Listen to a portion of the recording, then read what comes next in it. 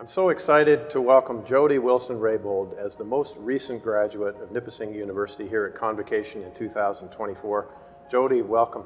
Thank you. It's a pleasure to be back here at Nipissing and North Bay. We're so happy to have you. So we're so honored to celebrate your life's work. You've had, I don't know how to put this into words, but you've had a very large life. So you've made so many contributions in the justice system. You've made so many contributions in us walking together towards truth and reconciliation. And I can't begin to say how many contributions you've made to politics in Canada, which is, governance to help all Canadians. I really would like in a few minutes to try to understand, you were born like I was, like this person, like that person. How do you deal with such a large life going through that journey? Oh, well, thank you for those comments. I really appreciate it. I have been very fortunate in my life to have been able to play many different roles, and I think in those roles have been able to contribute to improving the justice system or helping to improve quality of life and creating the space for Indigenous peoples to take their rightful place in this country.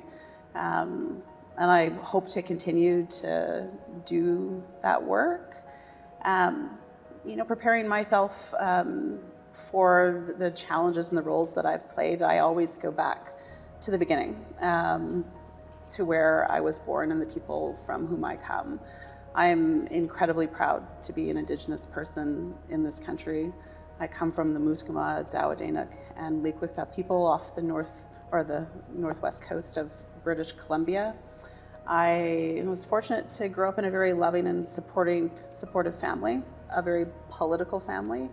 My grandmother raised my sister and I to know who we are, to know where we come from, to believe in ourselves, and to understand the culture and the traditions and the governing structure of the people that we come from, taught us our values and our principles. And it's those teachings that have guided me through my life and have provided me with the strength that I have required to be able to endure all sorts of challenges, and really provided me the foundation of who I am today. So you've poured yourself into helping other people, seeking justice for people.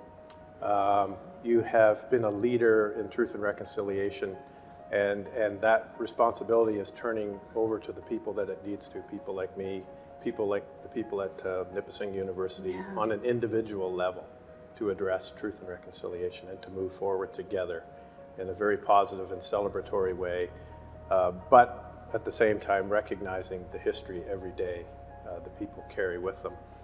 And you've poured yourself into Canadian politics as well, and now a celebrated author. Yeah. And so I want to ask you, what are your hopes and aspirations for all of that energy that you've poured into all of these different areas of your life? What are your hopes and aspirations for people, for Canada?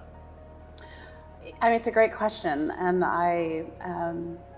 my hopes and aspirations have always been the same in all the different roles that I've played, which is, I see and envision, and I believe there has been constructive change in the relationship between and among peoples, Indigenous and non-Indigenous peoples in this country. I mean, as I said, I'm incredibly proud to be an Indigenous person, but I'm equally proud to be a Canadian, and I believe that there has been some constructive change that has occurred.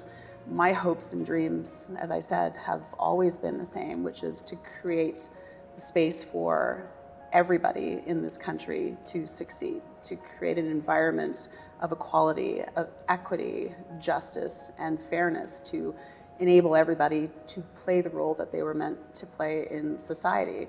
And throughout all the roles that I played over the years, one of the things that has motivated me or continues to motivate me is what you said, is it's not just Indigenous peoples that are advocating for change.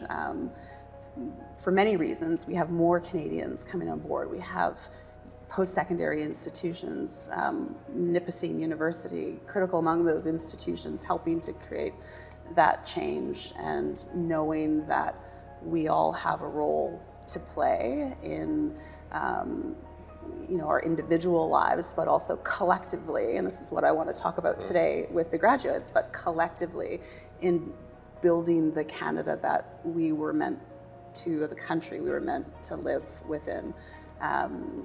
Finally seeing Indigenous peoples in the mirror of our Constitution and recognizing that we all have a role to play, and that includes Indigenous peoples in creating a shared story of this country. There you've done it. Poignant and succinct, concise, all wrapped up into just a few sentences. That was terrific. And now our students can't wait to hear from you today in your convocation address. Everyone knows you. They know that you're a terrific speaker, no pressure. But what is your message today to the graduating class of 2024? Oh, well, I always feel pressure or nervousness, I should say, in speaking in front of people. I don't want to disappoint, but my message to grads, I was going to say young people, but I know they're probably not all young people. My message to the graduates of 2024 today is to know who you are and to always remember and be proud of who you are and the values that you've been raised to hold dear. They are your guiding light through your life. So be true to who you are. Act with integrity.